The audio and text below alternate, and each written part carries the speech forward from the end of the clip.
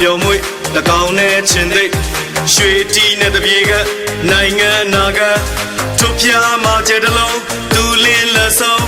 စိတ်သက်စီကံကြက်ခိုင်စီလုံးလက်ထဲမှာဒီတိုင်းသူတစ်ပါးလိုမရိုင်းကိုင်ဆွဲတဲ့မှန်တရားအမျိုးသားရေးစိတ်ထားအများကျိုးအာကိုတို့ပြည်ခိုင်ဖြိုးပုံမောခိုင်မာတို့ပြည်မြမာဘဝရှိရေးဆန္ဒတွေပေးတိုင်းပြည်ရေးနှိုင်းရှင်တွေစိမ့်လေးအစိမ့်လေးအစိမ့်လေးကိုမဲဖေးပြည်တော်စုချက်ခိုင်ရေးဖွံ့ဖြိုးရေးပါတီ